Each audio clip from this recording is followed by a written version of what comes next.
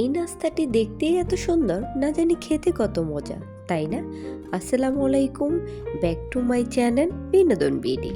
আজকে আমি তোমাদের বাসায় থেকে যাওয়া একটি ডিম আর ময়দা দিয়ে তোমাদের তুলোর মতো তুলতুলে ফুলকো ফুলকো মজাদার নাস্তা বানিয়ে দেখাবো, যেগুলো অনেক সহজ আর ঝটপট বানিয়ে ফেলতে পারবেন। বিশ্বাস করুন, এটা এত সহজ যে আপনি চা বসিয়ে দিয়ে এই নাস্তাটা বানিয়ে ফেলতে পারবেন। আর এই নাস্তাগুলো আপনারা কয়েকদিন সংরক্ষণ করেও খেতে পারবেন। তাহলে চলুন দর্শক, শুরু থেকে শুরু করা যাক। নাস্তা তৈরির জন্য প্রথমে আমরা দিয়ে দেব একটা বলের ভিতরে 1 কাপ পরিমাণ কুসুম গরম পানি। এরপর আমরা দিয়ে দেব 1/4 কাপ অর্থাৎ 4 টেবিল চামচ গুঁড়ো দুধ, হাফ চামচ পরিমাণ দিয়ে দেব লবণ আর 1/4 কাপ অর্থাৎ 4 টেবিল চামচ চিনি। এখন একটা হ্যান্ড উইক্স দিয়ে খুব ভালো করে সবকিছু মিশিয়ে নিতে হবে। মিশিয়ে নেওয়ার পর যখন চিনি ভালোভাবে গলে যাবে, তখন এর মধ্যে একটি ডিম দিয়ে দেব। তারপর আবার ভালোভাবে মিশিয়ে নেব। আর এখানে পানিটা এমন হবে যে আঙুল ডোবালে আঙুলটা সহ্য করতে পারে, মানে খুব বেশি গরমও না আবার ঠান্ডাও না। এরপরে সবকিছু অ্যাড করার পর এর সাথে মিশিয়ে নিলাম 1 কাপ পরিমাণ ময়দা আর দিয়ে দিলাম 1 টেবিল চামচ পরিমাণ ইস্ট। আর এই ইস্ট আপনারা পেয়ে যাবেন যে কোনো বড় মুদি দোকানে, আর দামটাও হাতের নাগালে। এই সকল উপকরণগুলো আমরা আবারও ভালোভাবে মিশিয়ে নেব। তবে মেশাতে মেশাতে আমরা এর ভেতর আরও 1/4 কাপ ময়দা মিশিয়ে নেব। তো ঠিক ভালোভাবে এই ব্যাটারটা মিশিয়ে একটা পারফেক্ট ডো তৈরি করতে হবে। দেখতেই পাচ্ছেন আমি কিভাবে এটা করে নিচ্ছি। তো এরকম হ্যান্ড উইক্স না থাকলে আপনারা হাতের সাহায্যেও এই ডোটা বানিয়ে ফেলতে পারেন। মিশিয়ে নেওয়ার পর আমরা এখানে আরও দিচ্ছি 1 টেবিল চামচ সাদা সয়াবিন তেল।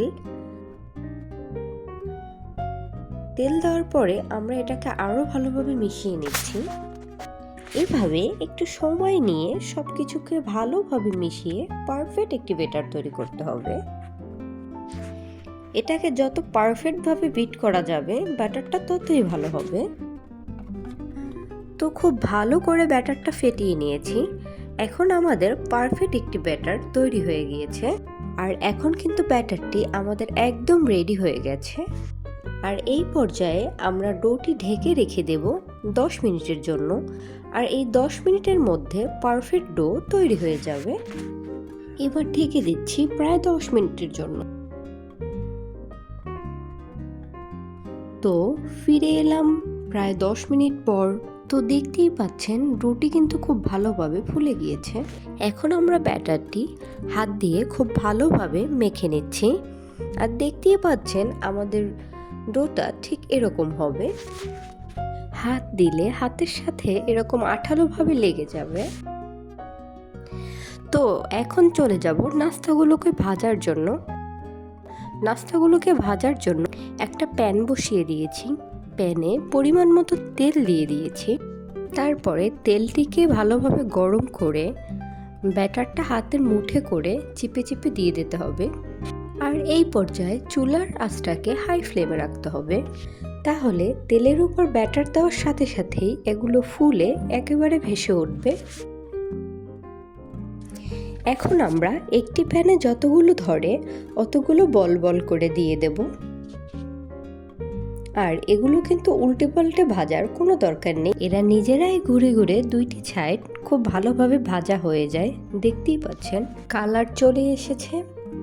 এখন আমরা দুইটি সাইড ভালোভাবে উল্টে পাল্টে ভেজে গোল্ডেন ব্রাউন কালার করে নেব। এখন প্রায় আরও 2 থেকে 3 মিনিটের মতো আমরা এটা হাই ফ্লেমে ভেজে নিব। দেখতেই পাচ্ছেন এটা আমরা ভালোভাবে উল্টিয়ে পাল্টিয়ে ভেজে নিয়েছি। এখন আমরা তেল ছাড়িয়ে একটি একটি করে উপরে তুলে নিব। আর এই নাস্তাগুলো ডুবো তেলে ভাজার পরও তেলের কোনো চিটচিটে ভাব থাকে না।